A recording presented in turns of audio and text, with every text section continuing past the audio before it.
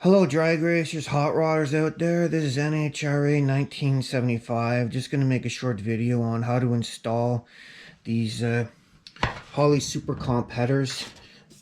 They are the 2-inch diameter headers.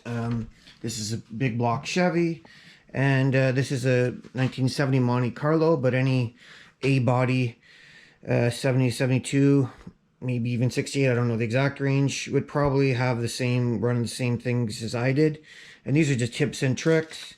The Holley part number on this is, or hooker part number is 2217HK4. And again, yeah, these are 2-inch primary. So let's just go through fast a bunch of tips and tricks on this thing. Okay, first of all, you want to make sure your lower part of your header flange, or this area here, it doesn't interfere with your head bolts. Initially, when I installed these, I don't know how many years ago, that of course happened. So if you can, while the engine's on the stand, put these headers on, and just to make sure there's no interference, because otherwise it's denial and error, as Ricky from Trailer Park Boys would say. And you're taking a minute off. It's a lot easier doing the stand than clearance that. And secondly, the problem I'm actually having now with these headers is the flange is different. There's a problem with the flange size. So this flange here mismatches on the actual pad. Can you see that? Hopefully.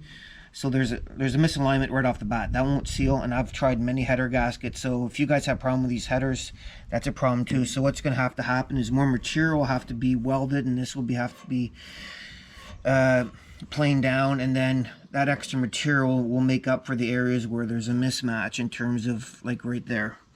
So that's another thing you need to kind of think about these headers.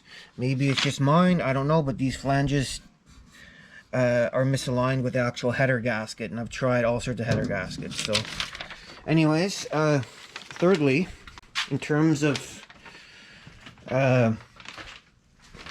sort of not really a pure install, but something to really keep in mind with this is this engine mount down there. That engine mount down there, otherwise known as the bat wing kind of shaped thing. This here, make sure you get it in the right holes, because it's fairly easy. If you go from, if this car was originally a small block Chevy, which it was, to a big block, there's all these different holes here, all these different hole options, and you can easily put them in the wrong hole.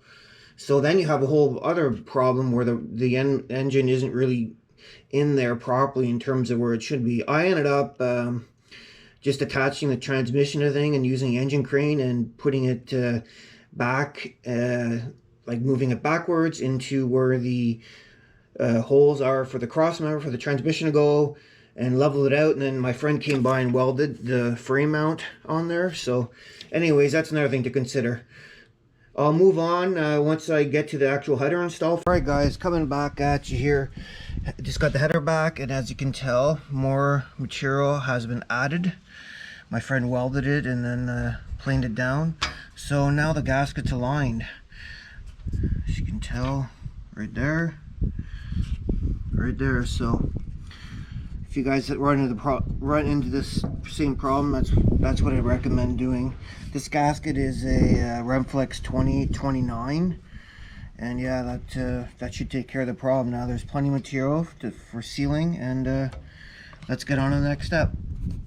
Alright guys, just about to install the header onto the exhaust manifold surface area. Anyways, if you're using these Remflex, when they don't come pre-cut, and obviously you're going to want that to be able to do the slide method or the stud method, so you're going to want to cut your holes so it works. So just that's how that is oriented.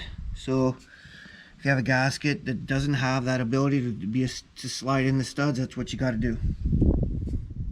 For these 2-inch diameter headers, I would recommend removing your oil filter.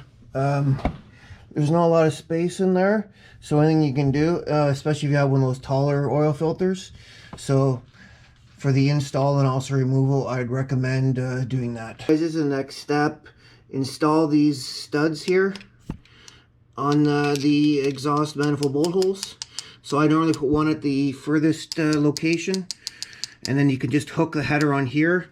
I also have one here, but I'm trying to remember if it worked or not. I might, but the big thing is if you can just get the header on here and start a nut, you're home free. So that'll be the next step.